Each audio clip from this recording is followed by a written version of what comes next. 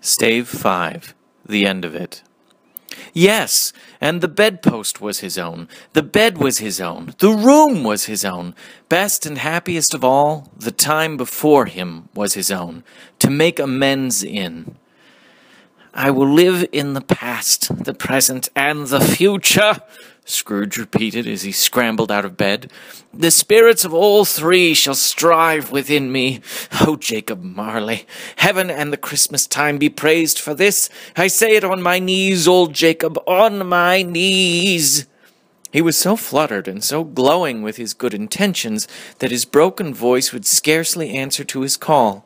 He had been sobbing violently in his conflict with the spirit, and his face was wet with tears.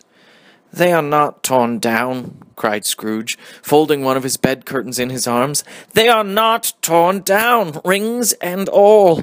They are here. I am here.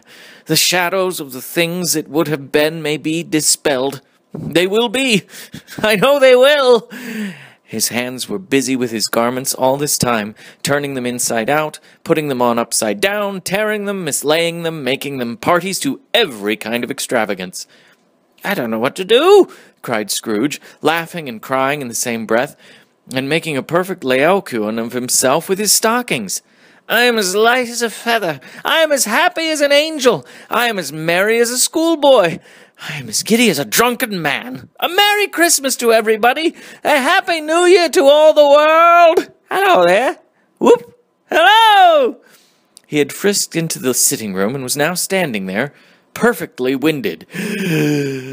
"There's the saucepan that the gruel was in," cried Scrooge, starting off again and going round the fireplace. "There's the door by which the ghost of Jacob Marley entered.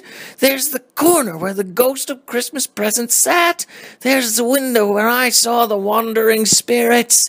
It's all right. It's all true. It all happened." Really, for a man who'd been out of practice for so many years, it was a splendid laugh, a most illustrious laugh, the father of a long, long line of brilliant laughs. "I don't know what day of the month it is," said Scrooge. "I don't know how long I've been among the spirits. I don't know anything. I'm quite a baby. Never mind, I don't care. I'd rather be a baby. Hello, whoop, hello, here."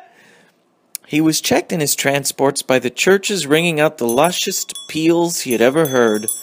Clash, clash, hammer, ding, dong, bell, bell, dong, ding, hammer, clang, clash. Oh, glorious, glorious! Running to the window, he opened it and put out his head. No fog, no mist, clear, bright, jovial, stirring, cold. Cold, piping for the blood to dance to. Golden sunlight, heavenly sky, sweet fresh air, merry bells, oh glorious, glorious! "What's today?" cried Scrooge, calling downward to a boy in Sunday clothes, who perhaps had loitered in to look about him. "Eh?" returned the boy, with all his might of wonder.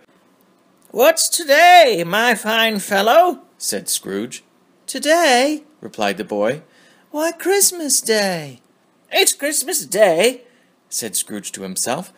"I haven't missed it. The spirits have done it all in one night. They can do anything they like. Of course they can. Of course they can. Hello, my fine fellow." "Hello," returned the boy. "Do you know the poulterers in the next street, but one at the corner?" Scrooge inquired. "I should hope I did," replied the lad.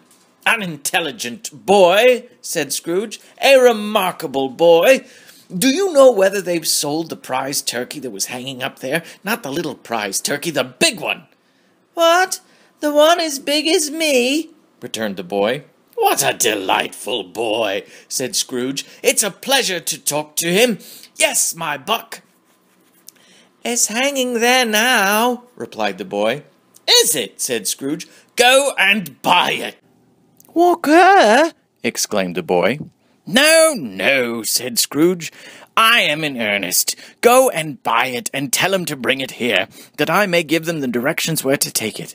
Come back with the man, and I'll give you a shilling. Come back with him in less than 5 minutes, and I'll give you half a crown." The boy was off like a shot. He must have had a steady hand at a trigger who could have got a shot off half so fast. "I'll send it to Bob Cratchit's," whispered Scrooge, rubbing his hands and splitting with a laugh. "He shan't know who sends it. It's twice the size of Tiny Tim. Joe Miller never made such a joke as sending it to Bob's will be." The hand in which he wrote the address was not a steady one, but write it he did somehow, and went downstairs to open the street door, ready for the coming of the poulterer's man. As he stood there waiting his arrival, the knocker caught his eye. "I shall love it as long as I live," cried Scrooge, patting it with his hand. "I scarcely ever looked at it before. What an honest expression it has in its face. It's a wonderful knocker. Here's the turkey. Hello. Oh, how are you? Merry Christmas!" It was a turkey. He never could have stood upon his legs, that bird. He would have snapped 'em short in a minute, like sticks of sealing wax. "Why, it's impossible to carry that to Camden Town," said Scrooge. "You must have a cab." The chuckle with which he said this, and the chuckle with which he paid for the turkey, and the chuckle with which he paid for the cab, and the chuckle with which he recompensed the boy, were only to be exceeded by the chuckle with which he sat down breathless in his chair again, and chuckled till he cried. Shaving was not an easy task, for his hand continued to shake very much, and shaving requires attention, even when you don't dance while you are at it. But if he had cut the end of his nose off, he would have put a piece of sticking plaster over it, and been quite satisfied. He dressed himself all in his best, and at last got out into the streets. The people were by this time pouring forth, as he had seen them with the ghost of Christmas present, and walking with his hands behind him, Scrooge regarded every one with a delightful smile. He looked so irresistibly pleasant, in a word, that 3 or 4 good-humoured fellows said, "Good morning, sir. A Merry Christmas to you." And Scrooge said often afterwards that of all the blithe sounds he had ever heard, those were the blithest in his ears. He had not gone far when, coming on towards him, he beheld the portly gentleman who had walked into his counting-house the day before, and said, "Scrooge and Marley's, I believe." It sent a pang across his heart to think how this old gentleman would look upon him when they met, but he knew what path lay straight before him, and he took it. "My dear sir," said Scrooge, quickening his pace and taking the old gentleman by both his hands, "how do you do? I hope you succeeded yesterday. It was very kind of you. A Merry Christmas to you, sir." "Mr. Scrooge?" "Yes," said Scrooge. "That is my name, and I fear it may not be pleasant to you. Allow me to ask your pardon, and will you have the goodness—" Here Scrooge whispered in his ear. "Lord bless me!" cried the gentleman, as if his breath were taken away. "My dear Mr. Scrooge, are you serious?" "If you please," said Scrooge, "not a farthing less.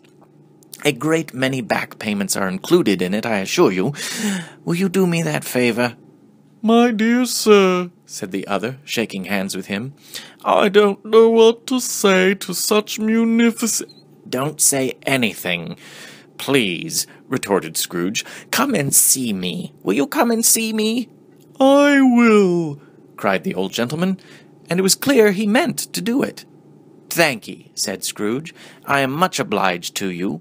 I thank you 50 times. Bless you."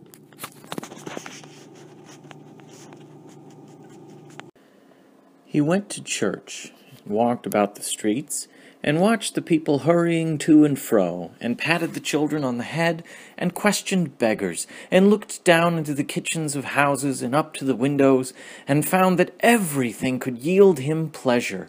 He had never dreamed that any walk, that anything could give him so much happiness. In the afternoon he turned his steps toward his nephew's house. He passed the door a dozen times before he had the courage to go up and knock. But he made a dash and did it. "Is your master at home, my dear?" said Scrooge to the girl. Very nice girl, very. "Yes, sir." "Where is he, my love?" said Scrooge. "He's in the dining room, sir, along with the mistress. I'll show you upstairs, if you please." "Thank'ee. He knows me," said Scrooge, with his hand already on the dining room lock. "I'll go in there, my dear." He turned it gently, and sidled his face in round the door.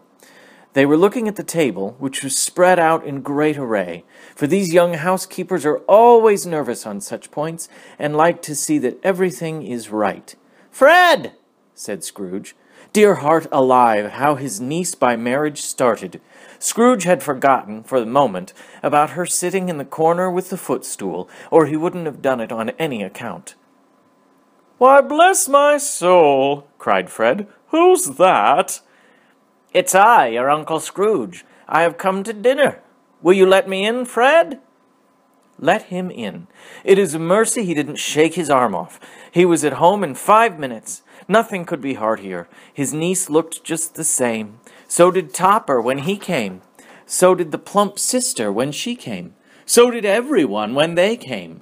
Wonderful party, wonderful games, wonderful unanimity, wonderful happiness.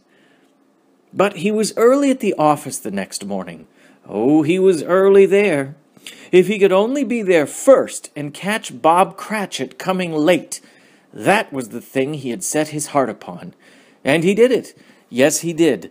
The clock struck 9. No Bob. 1/4 past. No Bob. He was full 18 minutes and a half behind his time. Scrooge sat with his door wide open, that he might see him come into the tank. His hat was off before he opened the door. His comforter, too. He was on his stool in a jiffy, driving away with his pen as if he were trying to overtake 9 o'clock. "Hello," growled Scrooge in his accustomed voice, as near as he could feign it. "What do you mean by coming here at this time of day?" "I'm very sorry, sir," said Bob. "I am behind my time." "You are," repeated Scrooge. "Yes, I think you are. Step this way, sir, if you please." "It's only once a year, sir," pleaded Bob, appearing from the tank. "It shall not be repeated. I was making rather merry yesterday, sir." "Now, I'll tell you what, my friend," said Scrooge. "I am not going to stand this sort of thing any longer, and therefore," he continued, leaping from his stool and giving Bob such a dig in the waistcoat that he staggered back into the tank again, "and therefore I'm about to raise your salary." Bob trembled, got a little nearer to the ruler. He had a momentary idea of knocking Scrooge down with it, holding him, and calling to the people in the court for help and a straight waistcoat. "A Merry Christmas, Bob," said Scrooge, with an earnestness that could not be mistaken, as he clapped him on the back.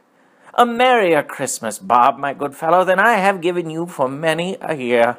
I'll raise your salary and endeavor to assist your struggling family, and we will discuss your affairs this very afternoon over a Christmas bowl of smoking bishop, Bob. Make up the fires and buy another coal scuttle before you dot another I, Bob Cratchit." Scrooge was better than his word. He did it all, and infinitely more, and to Tiny Tim, who did not die, he was a second father. He became as good a friend, as good a master, and as good a man as the good old city knew, or any other good old city, town, or borough in the good old world.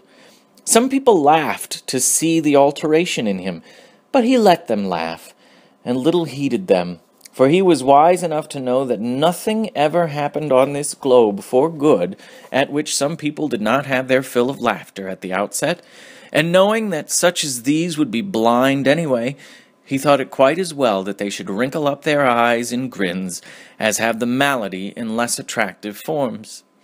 His own heart laughed, and that was quite enough for him. He had no further intercourse with spirits, but lived upon the total abstinence principle ever afterwards, and it was always said of him that he knew how to keep Christmas well, if any man alive possessed the knowledge. May that be truly said of us, and all of us. And so, as Tiny Tim observed, God bless us, every one.